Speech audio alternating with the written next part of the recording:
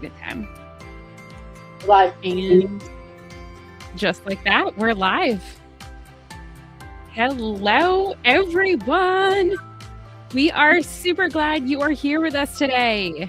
Welcome to the 2026 Caring for Our Watersheds Finals Celebration, and our final celebration after 18 years of impact. My name is Sarah Jennings, or SJ, and I am the K-12 District Lead at EarthForce. I'm really grateful to be here with all of you today, the students, educators, families, partners, and judges that brought everyone together. We're excited to celebrate what young people have built this year. Before we begin, we want to hear from you. We're live streaming across LinkedIn and YouTube, so you can engage by commenting wherever you're watching, and our team will share your comments on the screen, just like this. So we love to... Yeah, hey, Mr. Mosley. So we would love to hear from you on your favorite part of caring for our watersheds and to complete a poll. So our poll is up on the screen right now. We'd love to know where you are coming from today. Miss Walls. And then we'd also like to know what role you're in. So there's 2 poll questions. And you can, hopefully we'll see those live results soon. This is great, having so many comments already. So many people all across. Rachel Carson.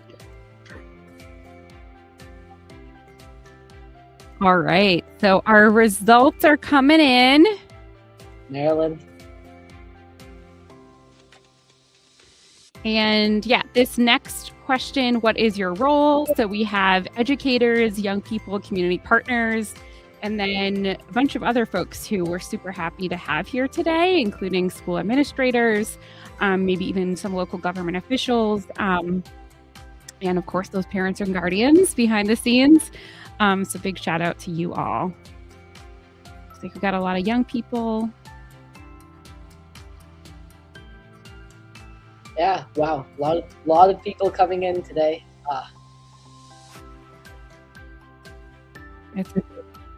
Hello, Miss Mako. Nice to have you. So at this point, we'd love to hear from you in the chat on what is your favorite part of caring for our watersheds. So feel free to put in even more than one answer, and you will see your responses showing up on the banner on this screen. So if you could respond with my favorite part of caring for our watersheds is XYZ, and we'll see a bunch of those comments coming in. Can't wait to see what you all thought was your favorite part of caring for our watersheds. My favorite part of caring for watersheds is all of the humans involved. I get to work with the very, very best teachers. You guys are total rock stars. So many people from so many places in the world, actually, that are tuning in today. I know my grandparents are here tuning in from India. Any other people's grandparents or parents that may live in other countries are also tuning in to see this program. So it's really a huge impact, which I just love. Student voice and commitment. What's up, Tony? Tony Silva is an EarthForce board member and one of our proposal judges. Stephanie is an educator. Hi, Stephanie. Getting to go outside in the community. Taking action. Hello, Ms. Sharwarko.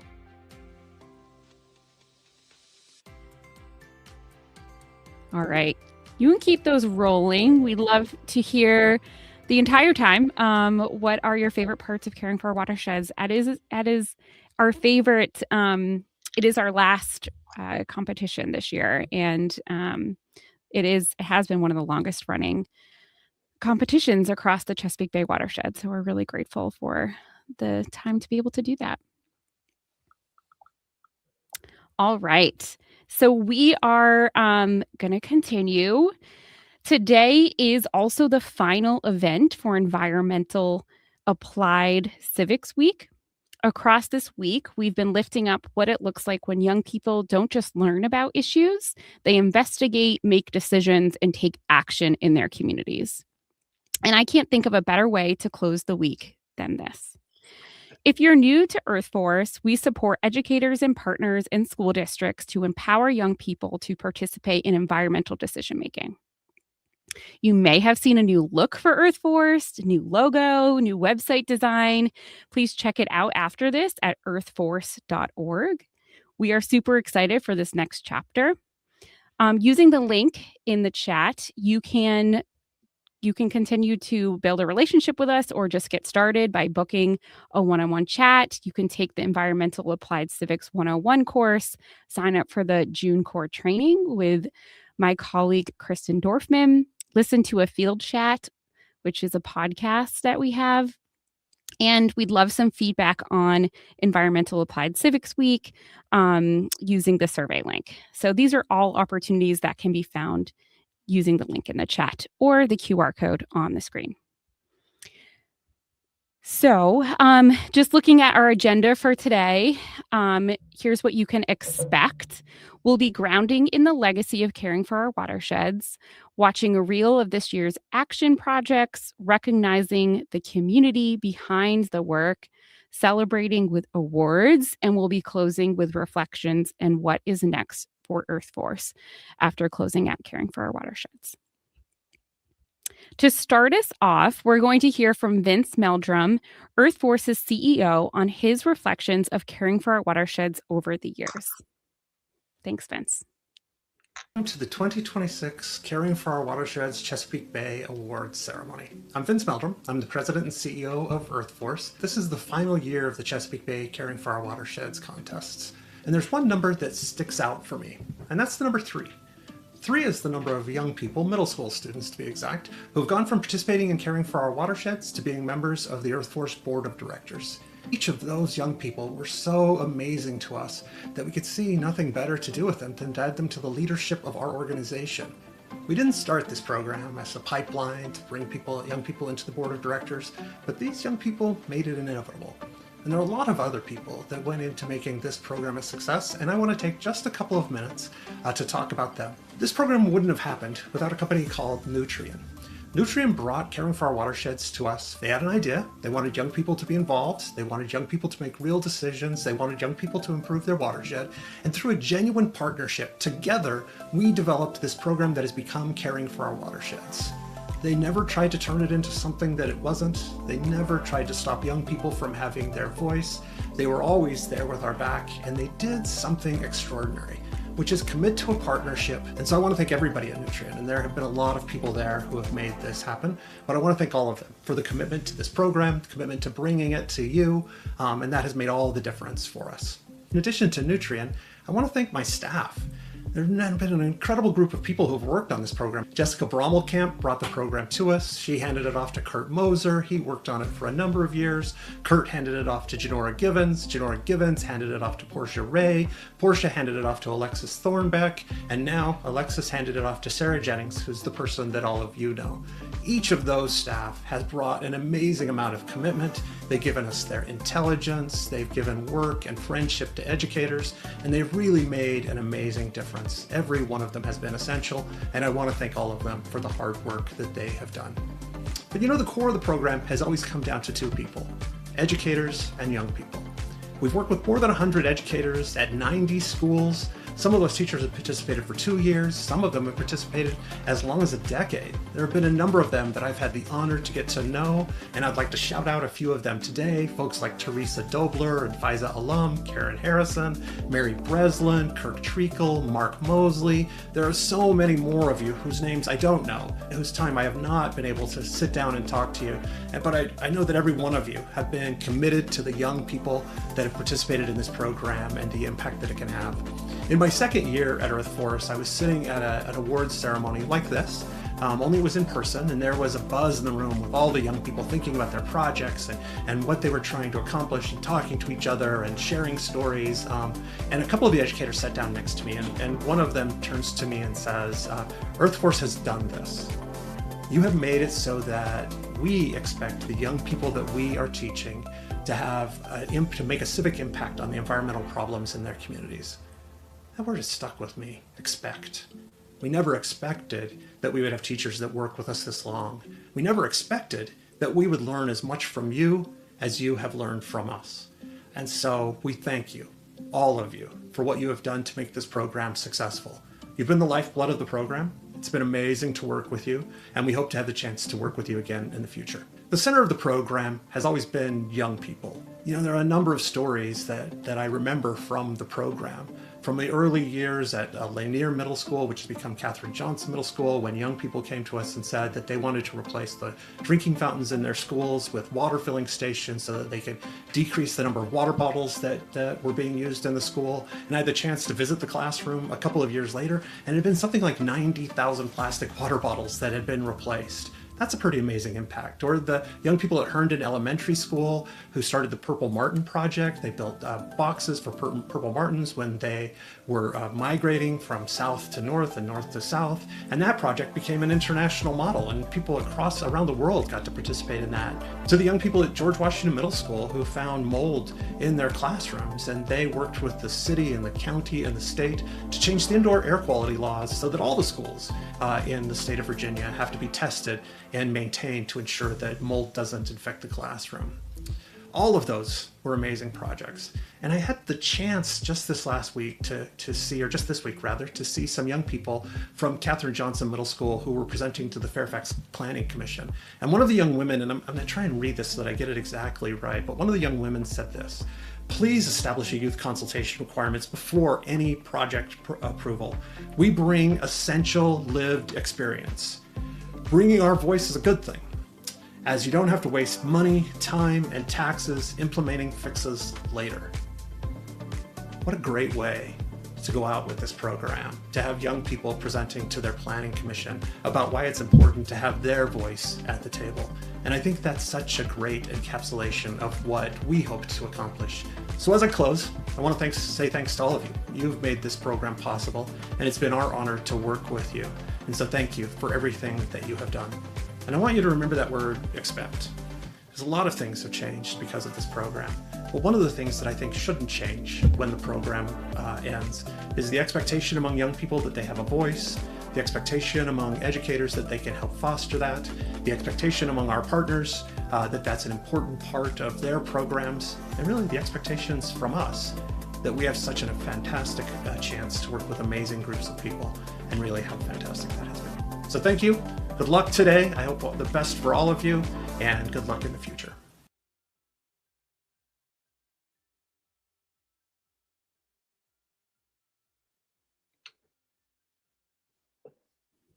All right. Thank you so much, Vince, for those wonderful words. Before we move on to this year's projects, we want to zoom out and honor what we've built here. So building off of Vince's message, today is not just about this year. Today is about 18 years of caring for our watersheds. 18 years of students not just learning about environmental issues, but taking action in their communities. Over that time, this program has engaged nearly 90 schools and more than 30,000 students with over 500 proposals that started as questions and turned into real plans for change.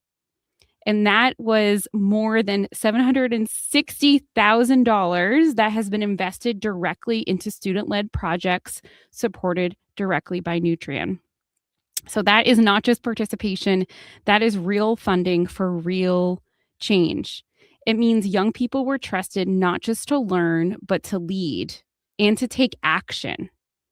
So on that note, you might have been wondering who this wonderful human I am here with today. And I want to introduce Yug Mehta, an 8th grader at Rachel Carson Middle School in Fairfax, Virginia. Yug has been doing Caring for Our Watersheds for the past 3 years, like since you were in 5th grade. And I can't think of a better person to sort of like culminate and reflect on the impact of caring for our watersheds that it's had on you. So I'd love to hear more about what that experience has been like over the last 3 years. Hi, I'm Yug, as SJ gave me a wonderful introduction. And I just like to, first of all, thanks to Earth Force and everybody for giving me this opportunity to speak today and co-host. One day I was being part of this program. I have done, what, 4 proposals over my 4 years now in this project. And I never thought that I would be the one presenting the awards to everyone today. Well, so from the very beginning, this project felt different. It's like not like a regular school project, like something you do to turn in for a grade. Your ideas here are not just good enough to turn in. They're ideas that get shaped, that get structured by your community, by your peers, and by your educators who are working with you to make your ideas come to life. See, this project is not just, again, as I've said, about making a grade, but this project is about something more, something impactful, something that you can do that will help your own community. The skills you develop here, such as problem solving, proposal building, oration, teamwork, decisive action, and many, many, many more, are all skills that no matter what you would like to do in the future, you will, I am sure, you will use. And it goes without saying that this project fosters tangible environmental action, as we've seen with about 90 schools participating in this program and actually an impact. That truly sets this experience apart. It's not just doing something for the sake of doing it. It's doing something where you know, whether you win or not, that something you have done has made our place a better for the future.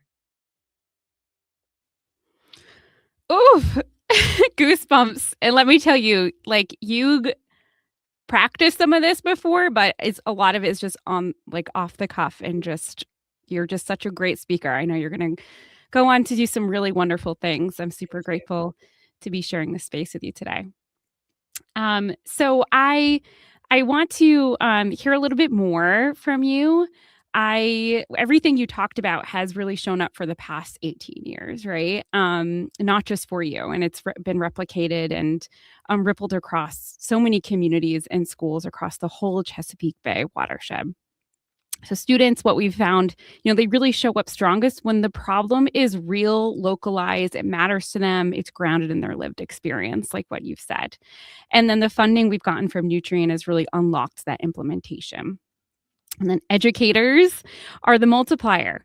So schools have come back year after year, and we've been able to see deeper impact. We've also seen a shift from awareness of the issues to real solutions using local data, community partnerships, and young people having real influence on environmental decisions in their communities. So I was hoping you could share a little bit more specifically about some of these past projects and experiences that you've had. Yeah, of course. 3 years ago, I was aware that environment was like facing problems, that it was, some things are detrimental to our environment. But I wasn't really thinking in that way, like, hey, what can I do to help solve this problem? What can I do as an 8th grader right now to help fix the problems that I'm seeing in my community? And now I think I speak for a lot of the people gathered here, the young people especially, that I'm really starting to think in those more analytical ways. Like, hey, I see a problem. Now, what can I do to fix it? What can I do in my current position that will make this place better for the entire future? And, I've done this before. Like last year, the middle school after school programs, they were going to be cut. And this is something that's very helpful to me. I'm in Going Green at school. I participate in rocketry. I'm also on the debate team. So I do a lot of things after school. I'm like, yeah, I really want these programs to be the influence other kids just like me to get into better schools, to get into better colleges. So I went to the county board and I talked to news sources as well. So I got onto WTOP, which is the local news channel here. And I talked with them on why we shouldn't cut these after school programs and what they really helped me do. And by the efforts of the community and the efforts of everyone in this community, these programs have stayed in place for this year, which I'm so, so happy about. And now I'll go into more about the specifics on like projects that I've personally done. So this year we did a project on like trash, because the FCPS recently implemented security screeners into all the schools across the county. And so we saw that there's a lot of trash accumulating because, well, people didn't really have a place to put that trash can, to put their trash in, So what we did is we bought trash cans with the trash cans in a recycling bin with previous CFOW money. We used that to buy trash and recycling for our school. And we're seeing that, yes, the trash is going down. Again, like I've said, this is real, tangible evidence of environmental impact that young people just like me, we're not just thinking of solutions, we're actively implementing them. And the funding from this program has been so influential in getting these programs into place. And I'm just so grateful for that. Yeah, that was great. You're getting so much love in the chat. I hope you see those comments rolling through. You have such a support network behind you. And I know you're inspiring young people all over, including your grandparents in India. Shout out to y'all. You raised an amazing child, all of Yuke's family. So now we're going to hear about some more action projects. You heard about Rachel Carson's this year, which has been really interesting and super localized and specific around some changes that have happened at the school. And so we're going to watch an action reel. Each action story, when we met with the students last week, is about 5 minutes, and then there's a Q&A. So during these live finals, we don't have time to show all of those. But we have put together a reel of the finalists' action stories, so you get some snippets and ideas of what they've been working on this whole year. So let's go ahead and watch that. Thanks.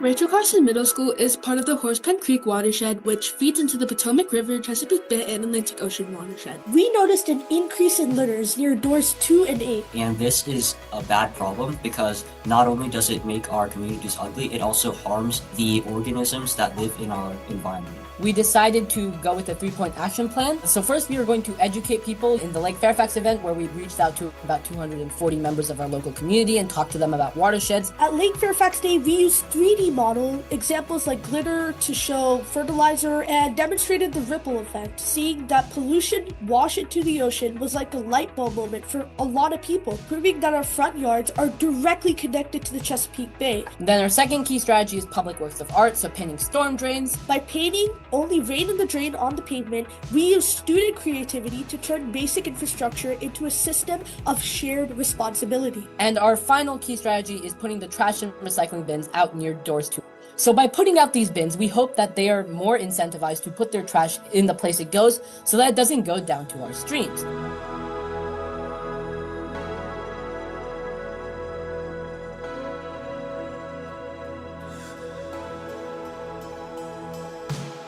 Norfolk, Virginia is a coastal city that experiences frequent flooding and sea level rise. Urban developments increase our stormwater runoff. To better understand the issue, we use multiple data collection methods, including a trash audit, student surveys, storm drain observations, and water testing. Using both quantitative and qualitative data allowed us to confirm that pollution is a consistent problem in our community. Our solution combines prevention and restoration. Upstream, we reduce pollution through cleanups and education, and downstream, we install oyster cages to filter pollutants that have already entered the water. The reason why we chose oysters was because they can filter up to 50 gallons per day per oyster, as well as improve water clarity and dissolved oxygen. They help with nitrogen cycling with denitrification. Future environmental science classes will continue our work long after the original class who started it is gone, with monthly monitoring and testing of the water quality, cleaning out the oyster cages, while the environmental club will continue our trash audits around the school.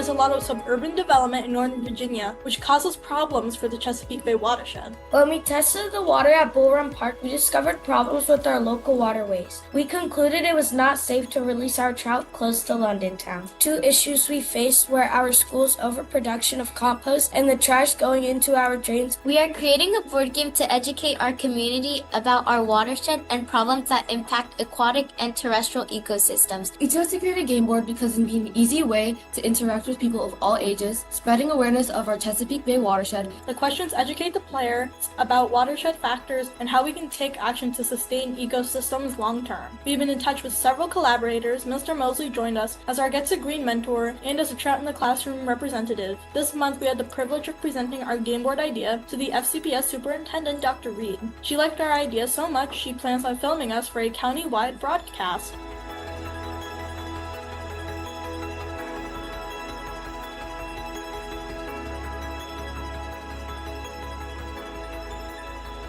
So the problems we've identified in our woodland and outdoor classroom is that there are many invasive species taking over, there's a lack of diversity, there are colonies of natives at risk of being crowded out, and there's also a lack of awareness and use of the outdoor classroom itself. We're doing invasive removal, native plant installation, bolstering infrastructure, and increasing engagement and awareness school and community-wide about the outdoor classroom and woodland space. Workdays after school to clean up the space. We've removed quite a bit of invasive vines and autumn olive. We're using an applied nucleation strategy, and as part of that, we got fencing that Fairfax Prism helped us install around the native shrubs to create pods, as we call them. We are planning to work with the art department to install sculptures in the outdoor classroom, and we are planning for AP Art History students after AP exams to create these temporary art installations. Currently, we have increased our outreach significantly. We have started to post on Instagram more frequently and encourage students to join our Schoology group, which have doubled the number of members in our club. We will make our project sustainable through transitioning our project from the seniors to the freshmen or sophomores at Oakton. Additionally, we are going to continue to monitor and plan more ways in which we can expand our project, which can be achieved through continuing to expand our partnerships with local organizations.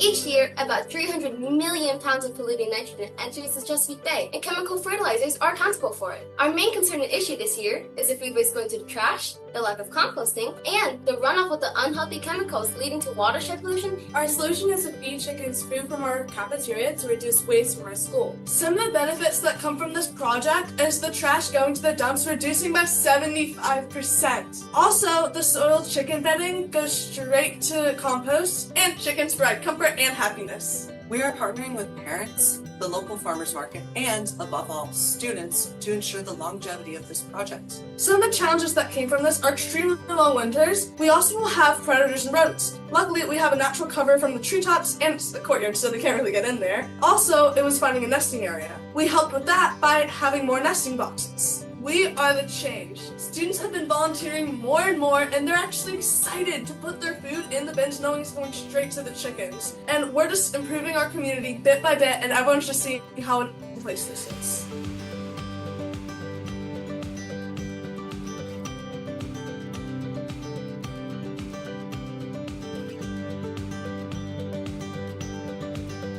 This year, we want to add signs to our garden that can educate people on how our native plants help prevent dead zones in our watershed. On average, the Chesapeake Bay has over 1.2 cubic miles of dead zones. This doesn't just affect marine life, but it could also have a big economic impact. To help solve this issue, we added native plants with deeper roots that could absorb more nitrogen and phosphorus to the garden. Then, we presented our findings at our school STEM festival where we educated people on the issue. We concluded that most people don't know what dead zones are, and they aren't aware of how native plants can help. Our signs are going to be built with the intent to educate others and to encourage them to join with local environmental organizations. The first sign will have information about how to reduce fertilizer use. The second sign will include native plants and how they prevent death. And the third sign will have QR codes to our school website and information on local organizations. After seeing these signs, students will share information with their parents. Then we will get our community involved. To further influence people, we are working with a local nursery to create a list of plants for people to add into their garden. Besides the shopping list, we will also offer a discount to influence our community. Our research showed that people were interested in buying native plants, they just needed help.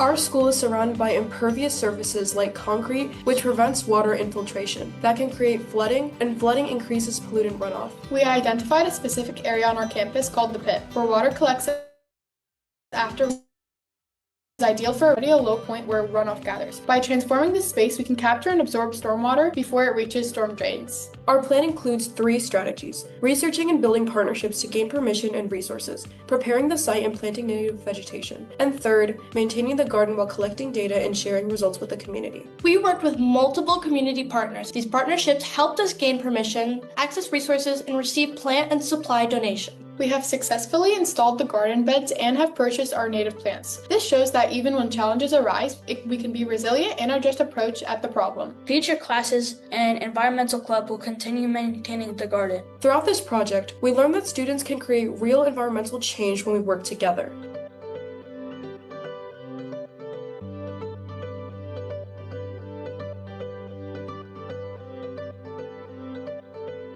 Light pollution is a serious issue as it disrupts our ecosystems and our community, in particular due to the commonly installed bright LED lights that make this issue worse. We measured light pollution with a kit, and then we approached the Fairfax County government to make a change. We also met and engaged partners such as the Northern Virginia Astronomy Club, the Bird Alliance, and Dark Skies International. In October, we learned that there are already many laws in place and that the real issue centered around educating our community rather than getting additional government legislation. And then we held meetings with Longfellow Middle School, and we scheduled a joint outreach event for January, preparing stargazing, games, and baked events that whole families could come and learn about this issue. After this event, where we continued to make a difference in the community, we invited a Fairfax County Deputy Director of Code Compliance, Ben Aiken, to take a look at our school's lighting, which we thought was not following best lighting practices. We also approached the school administration to ask about the lighting schedule for the football field, and we learned from Ben several methods to changes in our school's lighting strips to put on the lights to make them darker.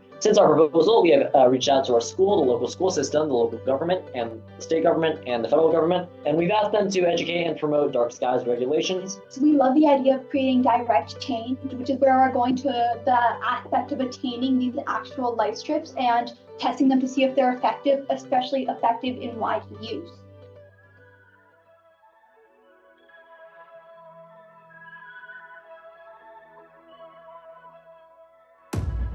We have a woodland area behind our school, and we have trails over there. Along those trails, there are these wooden story walk signs that the little kids will read when they walk down there. So we decided that not only were we gonna fix those story walk signs, but we came up with this idea that we were gonna get a little QR code sticker. It would take them to a website that we would build that would have different types of native species of trees that are in that area, or plants. We also wanted to be able to get a station where we can have little trash bags. Our woodland area gets polluted with a lot of trash. So some of these student drawings are different types of plants that we found and sketches of the leaves. We also have trash tallies of how many pieces of trash we found. There's a little illustration of what we imagine for the trash bags. We also got to interview our head of the school, Miss Machado, 2 of our lower school teachers, and they all were interested in our idea and were open to supporting us.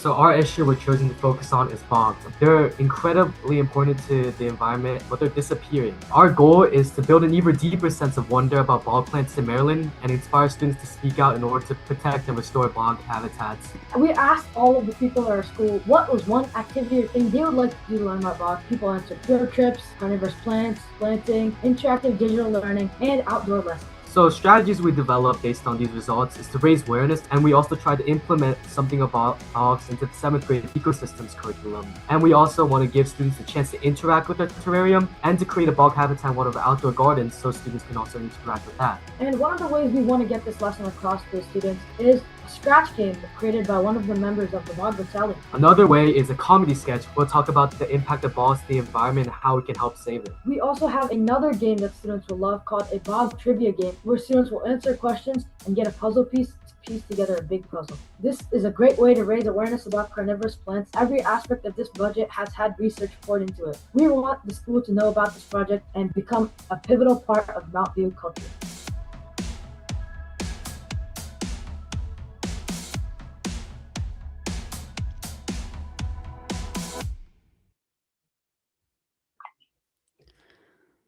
Wow, that was really, really special. Yeah, and it's amazing to see how many different types of projects there are in this caring for watersheds. Yeah, we saw students working on designing rain gardens, restoring ecosystems, addressing pollution, redesigning spaces, collecting data, and working with real community partners and engaging decision makers. Some of the strongest projects this year, weren't just solving one issue. Right. They were really getting into that systems level, the root causes of those issues. And I was also able to see and support young people in working on the same issue year after year. So we really got to get deeper. Yeah, it's all of these projects. They're not just like generic, like I want to stop so and so. They're like actually thinking about what has the highest impact on their school at that moment and then basing their project off of that, which is just amazing to see. Yeah, identifying that leverage point, right? Yes, yeah. Yeah, I'm glad you saw that too. So, yeah, every one of these projects represents young people stepping into leadership, just like you, making real change. You can check out the full action stories that I mentioned for the finalists and the non-finalists who submitted action stories using the link in the chat. So that is going to be living on our YouTube page as a playlist, and you can view those whenever you'd like. So now moving on to the shout outs and appreciations, because we know none of this happens alone. Right. This is a full ecosystem showing up for students behind these action projects. Some of the judges have been with us for 5 or even 10 years. It is a privilege and honor to learn and work alongside those folks once the proposals start rolling in March. The judges and community partners are such an integral part of this process. Thank you so much. I'd love to share some testimonials from volunteers and community partners on the impact of this work and why they come back year after year to stay involved with us. My favorite quote is from Mercedes. She says, "These students should be extremely proud of themselves in a world where it is easy to walk away. They made a collective choice to create a better future." Here are the proposal judges who donated their time reviewing the first round of proposals in March. Thank you, Megan, Eli, Jen, Melissa, Jessica, Kurt, Lee, Lola, Melissa, Mark, Jeff, Stephen, Julie, Mercedes, Tony, and Paul. Now we want to take time to recognize the finalist judges. They spent last Monday and Tuesday reviewing 10 live virtual proposals and participating in a Q&A. Huge thank you to Sophie from Parks and People. I know you're here with us today. These are all good friends and colleagues. Gitanjali from Gitanjali Learning Design and Compass Education. Cedar from the Wild Center. Suleiman from Virginia Polytech Institute. I cannot say enough gratitude for your deep engagement and belief in young people and your time last week. These are the people who are helping to make our ideas stronger. I'm always blown away with the amount of work that goes on behind the scenes. The work that you don't even see is sometimes one of the most valuable work, and it's just everywhere. And the feedback that these judges have given us is really, truly invaluable. Thank you. So next, we want to thank our community partners. These folks have the boots on the ground and collaborate with young people. And this shows you how, this work really takes a village. So schools work with these community partners to support in-person implementation and partnership with them on environmental decision-making. I want to give some special shout outs to the Elizabeth River Project, Fairfax County Stormwater Management, Trout Unlimited, Earth Sangha, Eco Action Arlington, Keep Norfolk Beautiful, the Smithsonian, Dark Sky International, Urban Acres Farm, and many more, including local government officials and planning partners. And finally, we would like to thank all the educators involved in 7 different districts across the watershed, from Northern Virginia to Howard County, Maryland, two ones in Southern Virginia. Thank you all so much for pushing us to be the best version of ourselves. So some of the educators that I'd like to give a special shout out who helped me on my journey was Miss Walsh from Carson, Mr. Mosley, and Mr. Treacle, also from Carson. They all really helped push my ideas and my experience with the Going Green Club to the max. You know, educators are an important, integral part of every student's journey. And I just want to thank you all so much for being there for us when we need it. Yeah, thank you again to these wonderful educators. And this is not the end. You all have become, at this point, very good friends. And folks, I have all of your cell phone numbers. We'll keep chatting and working together. And I really want to continue to center you all as we move into this next chapter at Earth Force, working direct to districts. Really still working on getting more student voice into curriculum. So what time is it, Hugh? Now it's time for the awards, guys. Woo woo. This year, over $10,000 in funding supported projects has already gone underway, which is just amazing. But now it is time to show what places each of these finalists at schools got. We will begin with the special recognition. These projects didn't make it to the top 10, but still submitted action stories, including a Lego stop motion animation. So definitely check them out on the virtual showcase. They were awarded funding for action, and we have continued to work with them. First off, we will be recognizing Longfellow Middle School with their project, Turn Down the Lights. Next, we will be recognizing Katherine Johnson Middle School and their project, Redevelopment Proposal for North Fags. Again, recognizing Katherine Johnson Middle School for their Reimagining Courthouse Plaza. Recognizing Jamestown Elementary School with their project, Bye Bye Bye Lanternflies. And finally, recognizing Deep Creek High School with their project, Operation Garden Prosperity. Woo-woo. Next, we will be moving on to the honorable mentions. These are projects that got so close to making it to the finals. They scored very, very close, and it's always so hard, as the judges will be able to tell you, to discern who is a finalist and who is not. So let's recognize Langston Hughes Middle School with their project, #Salty Streams, and Katherine Johnson Middle School with their project, Piezoelectric Energy Floors. I'm just going to tell you guys, I'm finding this out as well as you all are. So I'm on the same page as all of you. So I have no idea who's going to come up next. So I'm so excited for you. This is just as much of a surprise for me as it is for you guys. Now we will move on to the special awards. Each year we give a special award to the non-finalist action story that received the most votes from the virtual showcase. This year there were over 500 total votes, and the winner for People's Choice is Jamestown Elementary School with their project, Bye Bye Bye Lanternflies. Congratulations, you guys get $250.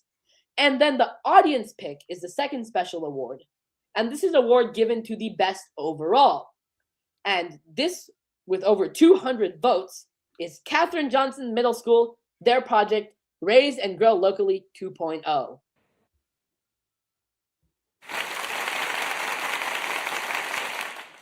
Both of you guys will get special banners and an extra something for the non-finalist action story winner. Non-finalists don't have to complete an action story, but this year everyone did, which is so amazing to see. We have 16 projects total with over 2,000 students involved. Again, just mind-blowing to see how many people that we've touched at this program. Mm-hmm. And now, guys, it is time for the moment you've all been waiting for. The finalist placements. I'm just excited to see these placements as you guys are. So let's get right into it. These students worked really hard with community partners, administration, county officials, and their peers to take action with their community. Not action for their community, but with their community. Mm-hmm. Many of them have done CFOW for 3 or more years, like myself, and have doubled down on the issue. We could not be more proud to announce these runner-ups. First off, winning $300 is Fredericksburg Academy with their project, Caring for Our Creek. Next, winning $350. Mount View Middle School with their project Signs for Our Watershed. Moving on, winning $400, it is Mount View Middle School again with their project Bog Battalion. Next, winning $500 is Rachel Carson Middle School with their project Only Rain in the Drain. Congrats, you. Oh, I skipped $450. Winning $450 is Catherine Johnson Middle School with their project Raise and Grow Locally 2.0. Like I said, I'm finding this out on the same page as you guys. So I'm reading. So I'm figuring this out as well. So moving next is $500 is Rachel Carson Middle School with their project Only Rain in the Drain. It makes sense. You skipped ahead to yours. Yeah, I saw my school. I was like, oh, yeah. Congrats. Winning $600 is London Town Elementary School with their project Trout Trek Watershed Warriors. And winning $700, Blair Middle School with their project The Rain Pit Stop. Let's pause for a moment and celebrate all these folks for their hard work. Congrats, everyone. Congrats, you. We have a live finalist here. Yeah, Get you a check, $500. Yeah, it's amazing to see the amount of work that that everyone has put into these projects. And well, now's the time that everybody's waiting for. The top 3 action stories, guys. I'm going to make this as dramatic as possible so I can make sure not to miss anything here. So let's go with this. In 3rd place,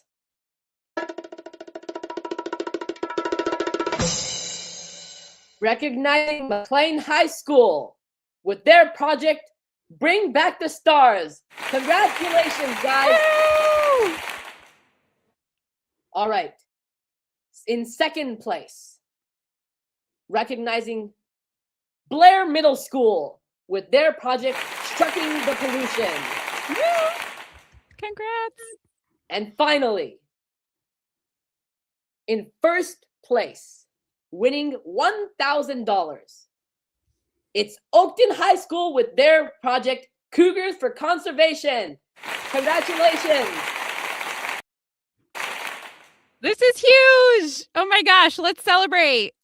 Yeah. Dance party. You want to try the high five? Okay, all right. Let's see.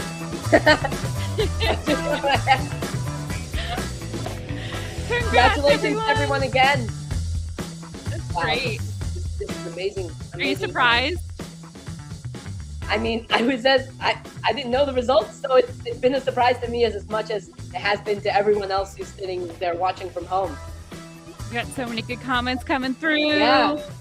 Congrats. Great work. Feel the love, everyone. So much work went into this, like year-long project. As a person who contributed to one of these projects, I can see how much work has gone into this project. So yeah, really, really great job to everyone who participated. All right. Whew. Deep breaths. So honestly, this is like actually my favorite part of the show, which is hearing the reflections from young people on, what this experience has been like for them. So, not just the environmental impacts, but the impacts that this process has had on young people. And yeah, I think without further ado, let's hear from all of the people who've been involved this year.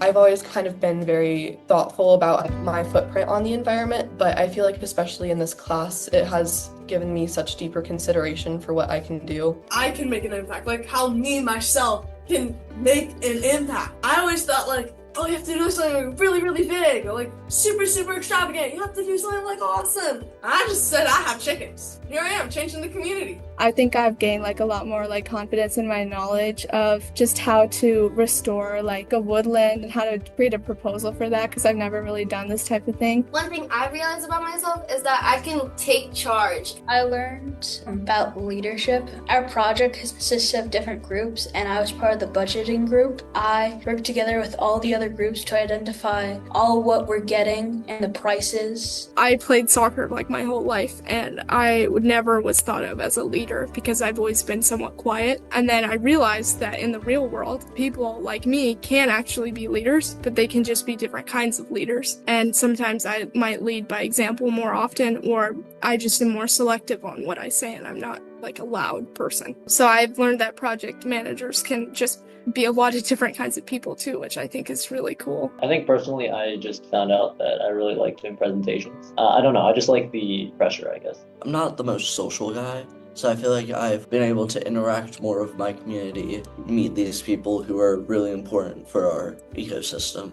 I learned that I'm capable of reaching out to adults in organizations and being able to talk to them in a professional manner, and I thought that was really cool. I realized that I really like doing all these different projects and having other people who care about the environment like I do. Also, how important it is to reach out to other people and to know that you're not alone in this and that other people can help out and that you shouldn't be scared to do so. It shows that we had determination as a whole entire group, not just one person collectively, but everybody. So if we had a problem with one, we'd all come together and we'd find a way to fix it. I think this was a very good opportunity to do teamwork and then also be okay with some problems, and with all the problems that kind of came along with the location and then how are we going to make the garden. A lot of the teamwork really helped planning it through. I've learned that I'm able to collaborate with others. We're able to work together, solve through problems, and just be a good team and make sure everyone understands what we're talking about, and just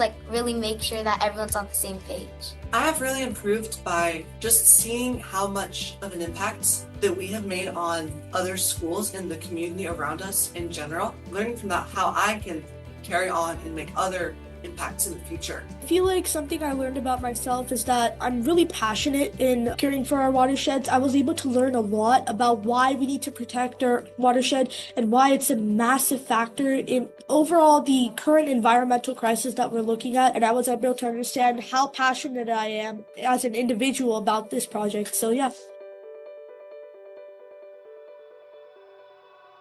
I feel proud. I mean, that's one word. I feel proud. We know that we can try to make an impact, and hopefully it'll continue on and other people will learn that it's possible even if it's hard. And as the lower schoolers see this because it really impacts them, then they can be oh, they did this a few years ago. Maybe we can add on to this or do something similar to help the school even more. That's why I'm doing this, because I actually care about our environment. Hey, look, if we are here only for this amount of time, short amount of time, if we can do something that has a lasting impact, that impacts the future generations, that impacts people living hundreds, maybe thousands of years from now, it's our duty to keep this earth basically keep it sustainable for all of our grandchildren, all of our future ancestors, to enjoy the same things that we do. It's just such an amazing feeling to walk into nature, see the diversity and go, yeah, this is the reason that we live. There's so many terrible things happening to our environment right now, and it feels really impossible to counteract that, especially since we're in high school. And this was really an incredible experience, because we started off just trying to kind of make an impact at our school and our local middle school. But we realized that this could turn into so much more, and it starts from these local, very small initiatives, and you can grow into something really amazing. It makes me feel good to help my environment and help my community and just improve the world around me and make it a better place. Where we have the garden now is where everybody kind of gets dismissed, meaning that they can see it when they walk out, and I really hope them seeing it kind of makes them notice that this would be fun to kind of take action and help around. It feels amazing to share with our community what we know and to raise awareness for our watershed. I've always really wanted to make a big change, make a difference. It's just nice to get started small, but just getting into the habit of actually trying to help people, trying to do stuff. I really want to keep going. I think it feels like really inspirational knowing that like our actions can make other people take initiative on what the problem is, getting more people to plant native plants and learning more about what they do. I think that's really good. Doing this, it just makes me want to go and kind of try to grow this bigger rather than completely being like, oh, I made a change, now I'm done. It just makes me want to continue and grow this. The trash going to the dumps, 75% lower. That is a big number. Like, you can just divert that much food just to go to our chickens, and it's 12 chickens, 75%. That's a lot. They've gotten a lot chunkier, let's say that.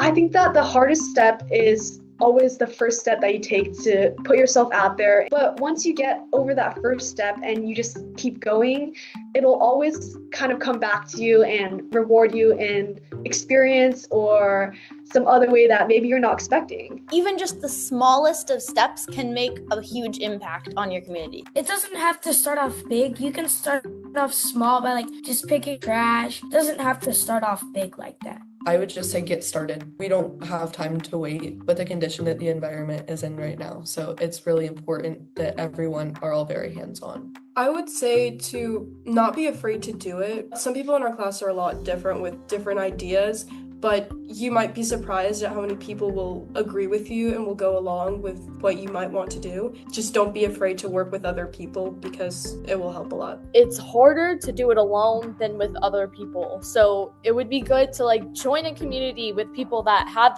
share the same beliefs as you, and together you can achieve whatever goal you need to. And if we're all working together in the same sense, if we're all working towards one goal, there's nothing that can stop us. Having different groups handle different things is really good, because sometimes it's not always easy for a whole big group to agree on one thing, but if it's split into different tiny ones, then it's easier and then it just comes better out as a whole. With like collaboration and determination, you can like make it to the end and make a change. Something they would need to know is research and observing, because you need to have a plan that will actually make a difference. I would first suggest like researching and getting like a motive, because you have to have a reason behind why you do that. I think it's important to make sure you understand what your goal is, because I think at first we were thinking that our goal was to educate people, but as we went on, we realized that we really wanted to reach out to the community and have people take initiative with the problem. And I think it's important to see that bigger goal that reaches out to several people. If you try something and it doesn't work, you find out like what's stopping it from happening, and then you can just like keep pushing in that direction. Never give up if there's challenges or complications, because that's only just like how you can learn to be better or learn how you can avoid those mistakes again. Just take a step. It'll show others that it's possible even if it's hard, and that if you keep going, it can really impact our environment and make our world a much better place. Prepare for commitment, but a lot of motivation for that commitment, and then once you finish with that like commitment that you chose to do, you will feel very rewarded with what you did. Do not be afraid. Step up, because this is something small. It came from a couple words and now it's this ginormous, beautiful thing. Be that change, be that difference. And one day, when you're older, you will look back and see the amount of stuff that you did, you yourself have done. No matter how small you think you might be, you can still make large impacts.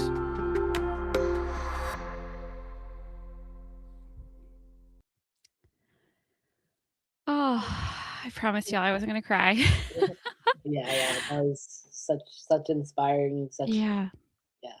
So the only way I'm gonna get through not crying is because I'm gonna share with you guys what's next, which is my second favorite thing besides those reflections, is coming to visit you all.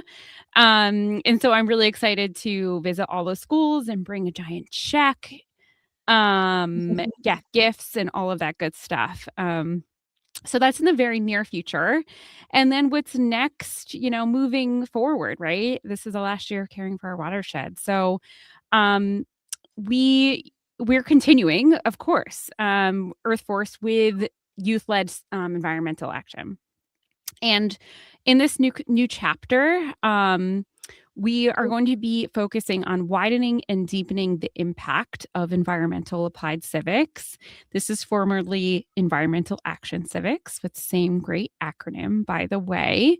And my new role is really going to be embedding this work, environmental applied civics, into schools, districts, and communities across the nation, making youth voice and student-led civic action part of the fabric of learning, not just an add-on program.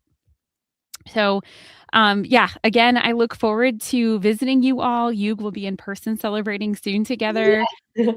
I know those are just amazing times to have a community gathering, celebration, enjoy some pizza and ice cream. And I just want to say, whether you're brand new to this work or you've been a part of caring for our watersheds across the years, thank you from the very bottom of my heart. We hope that you stay involved with what comes next. Again, check out that link in the chat. And thank you so much. Thank you. Congrats to everyone. Congrats. Let's go. $500. Just wanted to give a quick shout out to my parents, my grandparents who are with me here watching. My mom's here recording my video while I'm speaking, just to show everything. I just big thanks to them for always pushing me, always being there when I need it. So thank you so much. Thank you all for being a part of caring for our watersheds. Thank you. See you all in our next picnic. My mom's watching too, so thank you. Thank you to the moms and the dads and the aunties and everyone behind young people taking action. We appreciate all of you. Thank you. Bye. See you all later. Bye.